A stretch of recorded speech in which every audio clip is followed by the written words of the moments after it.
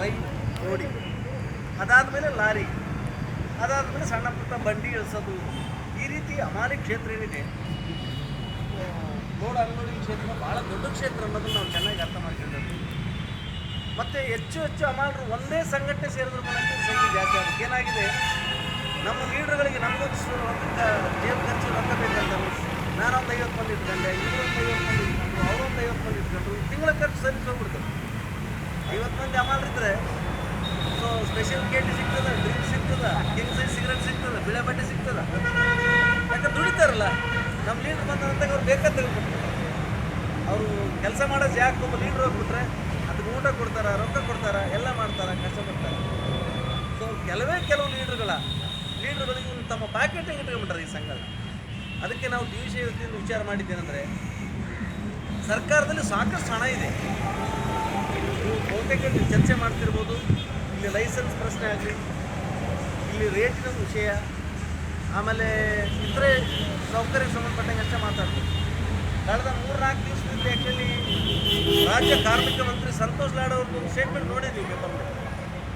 Actually ಅದಕ್ಕಾಗಿ ಹೆಚ್ಚು ಕೆಲಸ ಮಾಡಿದ್ದು ನಾವೇ ಡಿ ವಿಷಯದ್ದು. ಕರ್ನಾಟಕದಲ್ಲಿ ಕಾರ್ಮಿಕರಿಗೆ ಖರ್ಚು ಮಾಡೋ ಸಲುವಾಗಿ ಒಂದು ಕಡೆಗೆ ಹಣ ಜಮಾ ಮಾಡಿದ್ದಾರೆ.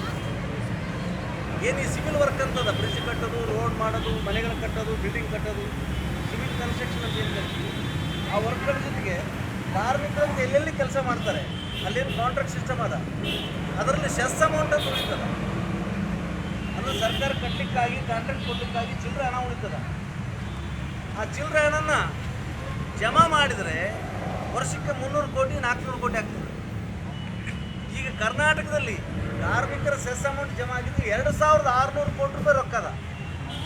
ಎಷ್ಟು? 2600 ಕೋಟಿ ರೊಕ್ಕದ. ಖರ್ಚು ಮಾಡೋಕ್ಕೆ ದಾರಿ ಇಲ್ಲ ಸರ್ಕಾರಕ್ಕೆ. ಅದಕ್ಕೆ 2600 ಕೋಟಿ ಏನು ಕರ್ನಾಟಕ ಕಾರ್ಮಿಕ ಕಲ್ಯಾಣ ನಿಧಿ ಅಂತ ಇಟ್ಟದ. ಕರ್ನಾಟಕ ಕಾರ್ಮಿಕ ಕಲ್ಯಾಣ ನಿಧಿ ಅಂತ ಕಾರ್ಮಿಕರ ಸಲುವಾಗಿ ಖರ್ಚು ಮಾಡಬೇಕು, ಅವ್ರ ಮಕ್ಕಳ ಸಲುವಾಗಿ ಖರ್ಚು ಮಾಡಬೇಕು, ಅವ್ರ ಹಾಸ್ಪಿಟಲ್ ಖರ್ಚು, ಅವ್ರ ಮಕ್ಕಳು ಓದಿಸೋ ಸಲುವಾಗಿ, ಅವ್ರ ಕುಟುಂಬದ ಹೆರಿಗೆ ಸಲುವಾಗಿ, ಅವ್ರ ಮನೆ ಕಟ್ಟೋ ಸಲುವಾಗಿ, ಏನೆಲ್ಲ ಸ್ಕೀಮ್ ಅದರೊಳಗಡೆ. ಆದರೆ ಇದುವರೆಗೆ ಅದನ್ನು ಕಟ್ಟಡ ಕಾರ್ಮಿಕರಿಗೆ ಮಾತ್ರ ಖರ್ಚು ಮಾಡ್ತಾ ಇದ್ರು, ನೆನಪಿರಲಿ. ಆ್ಯಕ್ಚುಲಿ ಕನ್ಸ್ಟ್ರಕ್ಷನ್ ಲೇಬರ್ಸ್ ಮಾತ್ರ ಕರ್ನಾಟಕ ಕಲ್ಯಾಣ ಕಾರ್ಮಿಕರಿಂದ ಖರ್ಚು ಮಾಡಲಿಕ್ಕೆ ಒಂದು ಕಾನೂನು ಮಾಡಿದ್ರು. ಆದರೆ ಎಷ್ಟೇ ಕಾರ್ಡ್ ಮಾಡಿಸಿದ್ರು, ಎಷ್ಟೇ ಖರ್ಚು ಮಾಡಿದ್ರು ಸಹಿತ ಖರ್ಚಾಗ್ತಿಲ್ಲ, ರೊಕ್ಕ ಉಳಿದೋದಿಲ್ಲ. ಅದಕ್ಕೆ ಪುನಃ ನಾವು ಕೇಂದ್ರ ಕಾರ್ಮಿಕ ಸಂಘಟನೆಗಳು ಕರ್ನಾಟಕ ಕಾರ್ಮಿಕ ಕಲ್ಯಾಣ ನಿಧಿಯಲ್ಲಿ ಬದಲಾವಣೆ ಮಾಡಬೇಕಂತೇಳಿ ಮೇಲಿನ ಮೇಲೆ ಒತ್ತಾಯ ಮಾಡಿದ ನಿಮಿತ್ತ ಕರ್ನಾಟಕ ಸರ್ಕಾರ ಒಂದು ನಿರ್ಧಾರ ತಗೊಂಡಿದೆ. ಅದು ಕೇವಲ ಕಟ್ಟಡ ಕಾರ್ಮಿಕರಿಗೆ ಅಷ್ಟೇ ಅಲ್ಲ, ಎಲ್ಲ ಕಾರ್ಮಿಕರಿಗೂ ಅದರ ರೊಕ್ಕದಲ್ಲಿ ಖರ್ಚು ಮಾಡಬೇಕು, ಎಲ್ಲ ಕಾರ್ಮಿಕರಿಗೂ ಆ ರೊಕ್ಕನ ಬಳಕೆ ಮಾಡಬೇಕಂತ ಒಂದು ತೀರ್ಮಾನ ಆಗಿದ್ದರಿಂದ ನಾವು ಸ್ವಲ್ಪ ವಿಚಾರ ಮಾಡಬೇಕಾಗಿದೆ. ನಾವು ಏನು ಬಾಡಿಗೆನ ವಸೂಲಿ ಮಾಡ್ತೀವಿ, ಚೀಲಕ್ಕಿಷ್ಟು, ನಮ್ಮ ಕೆಲಸಕ್ಕಿಷ್ಟು ಅಂತ, ಅದಷ್ಟೇ ಸರಿ ಹೋಗೋದಿಲ್ಲ. ನಮಗೆ ಸಾಕಷ್ಟು ಇನ್ಶೂರೆನ್ಸ್ ಬೇಕು. ನಮ್ಮ ಮಕ್ಕಳಿಗೆ ಎಜುಕೇಷನ್ ಮಾಡಲಿಕ್ಕೆ ಸರ್ಕಾರದ ಸ್ಕಾಲರ್ಶಿಪ್ ಬೇಕು. ಈ ಸರ್ಕಾರದಲ್ಲಿ ಸ್ಕಾಲರ್ಶಿಪ್ ಕೊಡ್ತಾರೆ, ಅದರ ಲೇಬರ್ ಸ್ಕಾಲರ್ಶಿಪ್ ಬೇರೆ ಇದೆ. ಕಾರ್ಮಿಕರ ಮಗ ಅಂತ ಹೇಳಿಬಿಟ್ಟು ಅಡ್ಮಿಷನ್ ಮಾಡಿಸಿದರೆ ಅಥವಾ MA ಓದ್ಬೋದು, MD ಓದ್ಬೋದು, ಅಥವಾ ಇಂಜಿನಿಯರಿಂಗ್ ಕೋರ್ಸ್ ಓದ್ಬೋದು, ಬೇರೆ ದೇಶಕ್ಕೆ ಹೋದರೂ ಅವರಿಗೆ ಸ್ಕಾಲರ್ಶಿಪ್ ಕೊಡಬೇಕಂತೇಳಿ ಪ್ರಾವಿಷನ್ ಸ್ಕೀಮೇನು ಮಾಡಿದೋರ್ತೀವಿ. ಬಟ್ ಯಾವುದೇ ಹಮಾಲಿ ಕಾರ್ಮಿಕ ಸಂಘ ಅಲ್ಲಿ ತನಕ ಈ ಹೋರಾಟವನ್ನು ಬೆಳೆಸಿಲ್ಲ. ಅದಕ್ಕೆ ಒಳ್ಳೆಯ ವಿಚಾರ. ನೀವು ಇಲ್ಲಿಂದ ಏನು ಶುರು ಮಾಡಿರಿ, ನಾವು ಕೂಡ ಸಿಂಧೂರಿನಾಗ ಮತ್ತೊಂದು ಹಮಾಲಿ ಸಂಘ ಯಾಕೆ ಕಟ್ಟಿಲ್ಲ ಅಂದರೆ, ಅದು ಮನುಷ್ಯಗೊಂದು ಸಂಘ ಹೊಡೆದೋದಂಗೆಲ್ಲ ಸಂಖ್ಯೆ ಕಡಿಮೆ ಆಗ್ತದೆ ಹೋಗ್ತದೆ, ಬಲ ಕಡಿಮೆ ಆಗ್ತದೆ. ತಾವಾಗಿ ಮುಂದೆ ಬಂದಿದ್ದರಿಂದ ಹೊಸದಾಗೇನು ಸಂಘ ಶುರು ಮಾಡಲಿಕ್ಕೆ ಮುಂದೆ ಬಂದಿರಿ. ಮುಂದೆ ವಿಚಾರ ಮಾಡೋಣ, ಏನು ಸೌಲಭ್ಯವಿವೆ, ಅದ್ರ ಸಲುವಾಗಿ ಏನು ಮಾಡ್ಬೋದು ಅಂತೇಳಿ ಮುಂದೆ ವಿಚಾರ ಮಾಡೋಣ. ಅದಕ್ಕಿಂತ ಮೊದಲು ಸಂಘ ಮಾಡೋಣ. ಇದಕ್ಕೊಂದು ಬುನಾದಿ ಬಿಡಬೇಕು. ಇದಕ್ಕೊಂದು ಬುನಾದಿ ಹಾಕ್ಕೊಂಡು ಅದು ಕಮಿಟಿ ಮುಖಂಡರು ಮಾಡಿಕೊಂಡು ಅದ್ರ ಬೇಡಿಕೆ ಏನಂತ ಇಟ್ಕೊಂಡು ಕಾನೂನಾಗ ಎಲ್ಲಿ ಪ್ರಾವಿಷನ್ ಏನು ಮಾಡ್ಬೋದು ಅಂತ ಮುಂದೆ ಲೆಕ್ಕಾಚಾರ ಮಾಡೋ ಸಲುವಾಗಿ ನಮಗೆ ಒಂದು ಸಂಘ ಬುನಾದಿ ಹಾಕ್ಲಾರ್ದೇ ಮನೆ ಕಟ್ಟಲಿಕ್ಕೆ ಹೋಗೋದಿಲ್ಲ. ಹಾಗಾಗಿ ಇವತ್ತು ಮೊಟ್ಟ ಅಜೆಂಡನೇ ಸಂಘ ರಚನೆ ಮಾಡೋಕ್ಕೆ ಸಂಬಂಧಪಟ್ಟ ಒಂದು 3 ಅಜೆಂಡದ ಮೇಲೆ ಚರ್ಚೆ ಮಾಡೋಣ. ಯಾಕಂದ್ರೆ ನೀವು ಭಾಳ ಬೆಳಗ್ಗೆ ಬಂದಿರಿ, ನಮ್ಗೆ ತಡ ಆಯ್ತು ಬರಲಿಕ್ಕೆ, 2-3 ಕಾರ್ಯಕ್ರಮ ಮುಗಿಸ್ಕೊಂಡು ಬರಲಿಕ್ಕೆ. ಯಾಕಂದ್ರೆ ಫಾರೆಸ್ಟ್ನವರು ಸೈಕ್ ಕೂತ್ಕೊಂಡಾರ, ಅಲ್ಲಿ ತುಂಗಭದ್ರರು ಬಂಡಿಕಲ್ದವ್ರು ಸೈಕ್ ಅಲ್ಲ, ಇಲ್ಲಿ ತುಂಗಭದ್ರ ಸಿಂಗೂರು ಕೂತ್ಕೊಂಡಾರ, ಅವರೆಲ್ಲ ಮುಗಿಸ್ಕೊಂಡು ಬರ್ಬೇಕು. ಆಮೇಲೆ ಲೇಬರ್ ಮಿನಿಸ್ಟರ್ ರೈಚೂರು ಬಂದಿದ್ದಾರೆ, ಪುನಃ ಜಲ್ದಿ ವಾಪಸ್ ಹೋಗಬೇಕು, ಅದಕ್ಕೆ ಇಷ್ಟು ಕೆಲಸ ಇದೆ. ಹೀಗಾಗಿ ನನಗೆ ಬರಲಿಕ್ಕೆ ತಡ ಆಗಿದೆ. ಹೀಗಾಗಿ ಕ್ಷಮೆ ಕೇಳ್ತಾ ಕೆಲವೇ ಸಮಯದಲ್ಲಿ ಈ ಸಭೆಯನ್ನು ನಾವು ವ್ಯವಸ್ಥಿತವಾಗಿ ಮಾಡಿ ಮುಗಿಸೋಣ ಅಂತ ಹೇಳ್ತಾ, ಮೊದಲದಾಗಿ ಹೊಸದಾಗಿ ನಾವೇನು ಸ್ಥಾಪನೆ ಮಾಡ್ಲಿಕ್ಕೆ ಹೊಂಟಿವಿ ಆ ಸಂಘ, ಅದಕ್ಕೊಂದು ಹೆಸರು ಇಡಬೇಕಲ್ಲ, ಒಂದು ಹೆಸರು ಇಡಬೇಕಲ್ಲ. ಅದಕ್ಕೆ ನಿಮ್ಮ ಮನಸ್ಸಿನಾಗ ಏನಂತ ಗೊತ್ತಿಲ್ಲ, ನಾನಂತೂ ಒಂದು ಹೆಸರನ್ನ ಹೇಳ್ಬಿಡ್ತೀನಿ, ಅದು ಪಸಂದಾದರೆ ಎಸ್ ಇಲ್ಲಕ್ಕಾರೆ ಇನ್ನೊಂದಾದರೂ ಪರವಾಗಿಲ್ಲ, ಒಂದು ಹೆಸರು ಫೈನಲ್ ಮಾಡೋಣ. ಅದಕ್ಕೆ ಇದಕ್ಕೇನಂತ ಕರಿತೀವಿ ನಾವು, ಜನರಲ್ ಬಾಡಿ ಮೀಟಿಂಗ್ ಅಂತ ಕರಿತೀವಿ. ಕಮಿಟಿ ಮೀಟಿಂಗ್ ಅಲ್ಲ, ಇದು ಜನರಲ್ ಬಾಡಿ, ಸರ್ವ ಸದಸ್ಯರ ಸಭೆ. ಈ ಸರ್ವ ಸದಸ್ಯರ ಸಭೆಯಲ್ಲಿ ನಾವು ಹೊಸದಾಗಿ ಸ್ಥಾಪನೆ ಮಾಡುವ ಕಾರ್ಮಿಕ ಸಂಘಕ್ಕೆ ನನ್ನ ಪ್ರಕಾರ ಶ್ರಮಜೀವಿ APMC ಹಮಾಲರ ಸಂಘ ಸಿಂಧನೂರು ಅಂತ ಇಡಬೇಕಂತಿದೆ.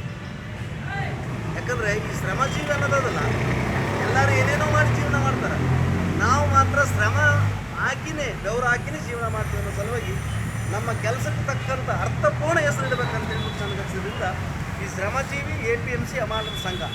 ಇದು APMCಗೆ ಲಿಮಿಟ್ ಮಾಡೋದಾದ್ರೆ ಇಲ್ಲಿ ಇದು ಸಿಂಧೂರಿಗೆ ಲಿಮಿಟ್ ಮಾಡ್ಕೊಂಡು ಅದಕ್ಕೆ ಸೊ ಶ್ರಮಜೀವಿ APMC ಹಮಾಲರ ಸಂಘ ಸಿಂಧನೂರು. ಶ್ರಮಜೀವಿ APMC ಹಮಾಲರ ಸಂಘ ಸಿಂಧನೂರು. ಒಪ್ಪಿಗಿದ್ರು ಕೈ ಎತ್ತಿ, ಎಷ್ಟು ಜನ ಒಪ್ಪಿಗೆ ಓಕೆ. ಸೊ ಬಂಧುಗಳಾಗಿ ನಮ್ಮ ಸಂಘದ ಎಲ್ಲರೂ ತಾವೆಲ್ಲರೂ ಬಹುಮತ ಕೊಟ್ಟ ಪ್ರಕಾರ ಶ್ರಮಜೀವಿ APMC ಹಮಾಲರ ಸಂಘ ಇದೇ ಕ್ಷಣದಿಂದ ಅಸ್ತಿತ್ವಕ್ಕೆ ಬಂದಿದೆ, ಇದೇ ಅಧಿಕೃತ. ಈಗ ನಮ್ಮ ಸಂಘ ಯಾವುದು ಫೈನಲ್ ಆಯಿತು, ಶ್ರಮಜೀವಿ APMC ಹಮಾಲರ ಸಂಘನೇ ನಮ್ಮ ಸಂಘ. ಸೊ ಇದನ್ನು ನಾವು ರಿಜಿಸ್ಟರ್ ಮಾಡಿಸ್ಬೇಕಾಗಿದೆ. ಇದನ್ನು ಯಾರ ಹೆಸರು ರಿಜಿಸ್ಟರ್ ಮಾಡಬೇಕಂದ್ರೆ ನಾವು ಒಂದು ಕಮಿಟಿ ಮಾಡಬೇಕಾಗಿದೆ. ಈ ಸಂಘದಲ್ಲಿ 2 ಭಾಗ, ಮೊದಲು ಕಮಿಟಿ ಆಮೇಲೆ ಸದಸ್ಯರು. ಅದಕ್ಕೆ ಈಗ ಸರಾಸರಿ ನಮ್ಮಲ್ಲಿ ಒಂದು 100-122 ಮೆಂಬರ್ಶಿಪ್ ಲಿಸ್ಟ್ ಬಂದಿದೆ, ಇನ್ನೊಂದು 25 ಬರ್ತದೆ ಅಂತ ಹೇಳ್ತಾರೆ. 150 ಸದ್ಯಕ್ಕೆ ಇರ್ಬೋದು, 150 ಸದ್ಯ ನಮ್ಮಲ್ಲಿ ಮೆಂಬರ್ಶಿಪ್ ಇರೋದು, ಇನ್ನೊಂದಿಷ್ಟು ಜನ ಬರ್ತಾರೆ. ಈ ಸಂಘ ಚೆನ್ನಾಗಿ ನಡೆದ್ರೆ ಆ ಕಡೆ ಪೂರ್ತಿ ಖಾಲಿಯಾಗಿ ಚಾನ್ಸ್ ಅದ. ನಾವು ನಡೆಸ್ಬೇಕು, ನಮ್ಮ ಬಾಳೆ ಒಕ್ಕಲ್ತನ ಚಲೋ ಆಗ್ಬೇಕಿದೆ, ಇದು ವರ್ಕೌಟ್ ಆಗ್ಬೇಕು, ಚೆಂದ ಕಾಣೋದು. ಸೊ ಹುಡುಗರು ಬರ್ತಾರೆ, ಆದರೆ ಯಾರಿಗೂ ಒತ್ತಾಯ ಮಾಡೋದು ಬೇಡ ಅಂತ. ಇಲ್ಲಿ ಬರ್ರಿ ನಮ್ಮ ಬೊಂಬೈ ತಾರೀಕು ತೋರಿಸ್ತು ಅಂತ ಹೇಳೋದು ಬೇಡ. ನಮ್ಮಲ್ಲಿ ಬೊಂಬೈ ತಾರೀಕು ಇಲ್ಲ, ಸುಳ್ಳು ಅದು ಮಾಡ್ತೀವಿ ಅಂತ ಅನ್ನಂಗಿಲ್ಲ. ಸಂಘ ಕಟ್ಟಿ ನಿಮ್ಗೆ ಸವಲತ್ತುಗಳನ್ನು ಕೊಡಿಸ್ತಾ ಸರ್ಕಾರದಲ್ಲಿ ಏನು ಸವಲತ್ತಿದೆ ಅದನ್ನು ಬಳಕೆ ಮಾಡ್ಕೊಂಡು ನಾವೆಲ್ಲರೂ ಸುರಕ್ಷಿತವಾಗಿದ್ದು ಅಣ್ಣ ತಮ್ಮಂದರಾಗಿದ್ದು ನಮ್ಮ ಬದುಕು ಬಾಳ್ವೆಯನ್ನು ಚೆನ್ನಾಗಿ ನಡೆಸ್ಕೊಂಡು ಹೋಗ್ಬೇಕಾದ್ರೆ ನಮಗಿದೊಂದು ಗುರುವಾಗಿ ಈ ಸಂಘ ಕೆಲಸ ಮಾಡಬೇಕು. ಆ ನಿಟ್ಟಿನಲ್ಲಿ ಸಂಘನ ಕಟ್ಟೋಣ, ಅದು ಅವ್ರಿಗೆ ಚೆನ್ನಾಗಿ ಕಂಡು ಉಳಿದವರು ಬರಲಿ. ಯಾಕಂದರೆ ಇದು ನಮ್ಮದಷ್ಟೇ ಸಂಘ ಅಲ್ಲ, ಯಾರು ಮೆಂಬರ್ಶಿಪ್ ಸದಸ್ಯತ್ವದ ಹಣ ಕೊಡ್ತಾರೋ, ಯಾರು ಸಂಘದ ಸಿದ್ಧಾಂತ ಹೋಗ್ತಾರೋ, ಯಾರು ಸಾಮೂಹಿಕ ಶಿಸ್ತಿಗೆ ಒಳಪಡ್ತಾರೋ ಅವರೆಲ್ಲರೂ ಇದರ ಸದಸ್ಯರಾಗುವುದಾಗಿದ್ದರಿಂದ ಇದಕ್ಕೆ ಬೇಕಾದಂಥ ಒಂದು ಬಯಲನ್ನು ತಯಾರು ಮಾಡೋಣ, ಸಂಘದ ರಿಜಿಸ್ಟ್ರೇಷನ್ಗೆ ಹೋಗೋಣ ಅಂತ ಹೇಳ್ತಾ ಆರಂಭದಲ್ಲಿ 150 ಜನರ ಮೂಲಕ ನಾವು ಈ ಸಂಘನ ಶುರು ಮಾಡೋದ್ರಿಂದ ದೊಡ್ಡ ಕಮಿಟಿ ಮಾಡೋದು ಬೇಡ. ಸಂಖ್ಯೆ 150 ಇರೋದ್ರಿಂದ ದೊಡ್ಡ ಕಮಿಟಿ ಆಗ್ಬಿಟ್ಟು ಸರಿ ಹೋಗೋದಿಲ್ಲ. ಅದಕ್ಕೆ ಸಣ್ಣ ಕಮಿಟಿ ಮಾಡೋಣ ಅನ್ನೋದು ನನ್ನ ಅಭಿಪ್ರಾಯ. ಅದಕ್ಕೆ 9 ಜನರ ಕಮಿಟಿ ಮಾಡೋಣ, 9 ಜನರದು ಕಮಿಟಿ ಮಾಡೋಣ. 9 ಜನರಲ್ಲಿ ಏನಂದರೆ ಒಬ್ಬರು ಅಧ್ಯಕ್ಷರು, ಒಬ್ಬರು ಉಪಾಧ್ಯಕ್ಷರು, ಒಬ್ಬರು ಕಾರ್ಯದರ್ಶಿ, ಮತ್ತೊಬ್ಬರು ಸಂಘಟನಾ ಕಾರ್ಯದರ್ಶಿ, 5ನೇದು ಖಜಾಂಚಿ, ಇನ್ನು 4 ಜನ ಕಾರ್ಯನಿರ್ವಾಹಕ ಸಮಿತಿ ಸದಸ್ಯರು. ಒಟ್ಟು 9 ಜನರ ಕಮಿಟಿ ಮಾಡೋಣ.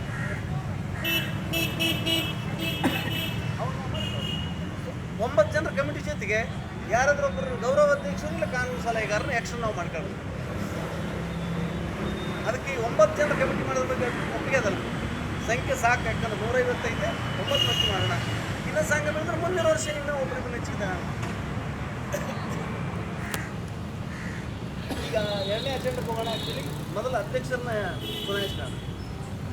ಈ ಸಂಘಕ್ಕೆ ಅಧ್ಯಕ್ಷರು ಯಾರು? ನಾವೆಲ್ಲರೂ ಸೇರಿಬಿಟ್ಟು ಅಧ್ಯಕ್ಷನ ಆರಿಸ್ಬೇಕು. ಒಬ್ಬರನ್ನೇ ಸಪ್ರೇಟ್ ಆರಿಸ್ಕೋಬೇಕು. ಆಮೇಲೆ ಉಪಾಧ್ಯಕ್ಷ, ಆಮೇಲೆ ಕಾರ್ಯದರ್ಶಿ, ಸಂಘಟನಾ ಕಾರ್ಯದರ್ಶಿ, ಖಜಾಂಚಿ, 4 ಜನ ಕಾರ್ಯದರ್ಶಿ ಸದಸ್ಯರು. ಈಗಾಗಲೇ ನೀವೇ ಪ್ಲಾನ್ ಮಾಡಿ ಲೀಸ್ಟ್ ಮಾಡಿ ರೆಡಿ ಮಾಡಿದರೆ ಅದು ಓದ್ಬಿಡ. ಇಲ್ಲ ಇಲ್ಲೇ ಮಾತಾಡೋ ಮೊದಲು ಇಲ್ಲೇ ಮಾತಾಡೋ ಡೈರೆಕ್ಟಾಗಿ ಆರ್ಸ, ಇಲ್ಲೇ ತೀರ್ಮಾನ ಆಗಲಪ್ಪ. ರೈಟ್, ಯಾರು ಅಧ್ಯಕ್ಷರು ಯಾರು? ಮೊದಲಾಗಿ ಅಧ್ಯಕ್ಷ ಸ್ಥಾನಕ್ಕೆ ನಾನು ಅಧ್ಯಕ್ಷ ಅಂತ ಕೈ ಇದ್ರೆ ಯಾರು ಅಲ್ಲ ಅದ್ರ ಚಾನ್ಸ್ ಇರಲಪ್ಪ. ಹಂಗೆ ಹೆಸರು ಹೇಳ್ರಿ, ಅವ್ರ ಹೆಸರು ಇಂಥವ್ರು.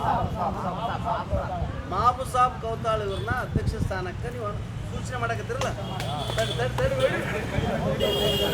ಈಗ ಅಧ್ಯಕ್ಷ ಸ್ಥಾನಕ್ಕೆ ಮಹಬೂಬ್ ಸಾಬ್ ಕೌತಾಳ್ ಆಗಲ್ಲ ಅಂತ ಹೇಳ್ಬಿಟ್ಟು ಸ್ನೇಹಿತರು ಸೂಚನೆ ಮಾಡ್ತಾರೆ. ಇದಕ್ಕೆ ಎಷ್ಟು ಮಂದಿ ಸಪೋರ್ಟ್ ಇದೆ ಕೈ ಇರ್ತಾರೆ. ಯಾಕಂದ್ರೆ ನಾವು ಹೇಳ್ತೀವಿ ಎಲ್ಲರ ಮನಸ್ಸಿಗೆ ಸಪೋರ್ಟ್ ಇರ್ಬೇಕಲ್ಲ.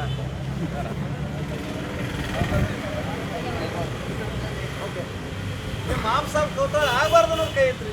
ಯಾಕೆ ನಾಳೆ ನಾವು ಹಂಗಂದ್ರಂಗೆ ಹೊರಗೊಂದಿಲ್ಲ ಇಲ್ಲೇ ಫುಲ್ಲ ದೈವ ಸೇವೆ ಸೇರಿ ಇಲ್ಲೇ ಬಯಸಲ್ಲ ಮಾಂಸ ಕೌತಾಳ ಆಗಬಾರ್ದಾಗಿತ್ತು ಅಂತ ಯಾರು ನೋಡೋದಿಲ್ಲ. ನೀವು ಆಗ್ಬಿಟ್ಟು ನಾವು ಏನು ಇನ್ನೊಬ್ರು ಯಾರ ಮಾಡೋದು ಯಾರು ಮಾಡೋ ಬಂದಪ್ಪ ಅಂದ್ರೆ ನಮ್ಮ ಸಲ ಕೆಲಸ ಮಾಡ್ರೆ ಯಾವ್ದಾರ ಅಂತ ಬಂದ್ರೆ ಮಾಡೋರು ಅದಕ್ಕೇನಿಲ್ಲ. ಅವ್ರಿಗೆ ಇವ್ರಿಗೆ ಏನು ಕೇಸ್ ಏನಿಲ್ಲ, ಜನರ ತೀರ್ಮಾನ. ಅದಕ್ಕೆ ಸೊ ಎಲ್ಲರ ಸರ್ವಾನುಮತದ ಅಭಿಪ್ರಾಯ ಮಾಂಸ ಕವಿತಾಳವ್ರ ಅಧ್ಯಕ್ಷ ಆಗಲಿಕ್ಕೆ ಯಾರಿಗೆ ತಕರಾರಿಲ್ಲ. ಬೆಳ್ಳಕ್ಕಿ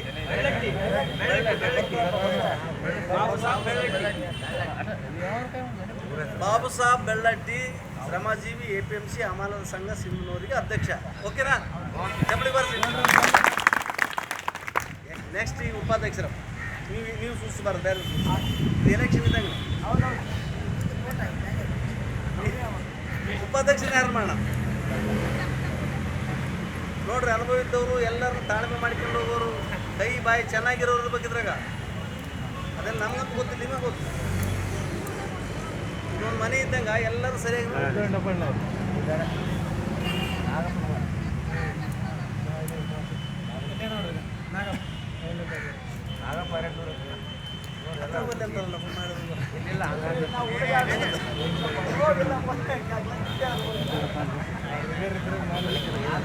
ಗಾಡಿ ಕೂಡ್ಬೇಕಂದ್ರೆ ಸ್ವಲ್ಪ ರೆಗ್ಯುಲರ್ ಕೊಡ್ಬೇಕಂತ ನಾವು ಕಲ್ಸಕ್ಕೆ ರೆಡಿ ಇದ್ದೀವಿ. ನಿಮ್ನೇನು ಇಲ್ಲಿ ಹಾಕಿದ ತಕ್ಷಣ ಬಿಡೋದಿಲ್ಲ. ಹಳೆ ಹಮಾಲ ಸಂಘನ ಬೇರೆ ನಮ್ಮದೇ ಬೇರೆ. ನಾವು ಹೆಂಗೆ ಟ್ರೈನಿಂಗ್ ಕೊಡಬೇಕು, ನಮ್ಮ ಕಂಟ್ರೋಲ್ ಹೆಂಗೆ ಇರಬೇಕು, ಕಸ್ಟಮ್ ಮಾಡಬೇಕು,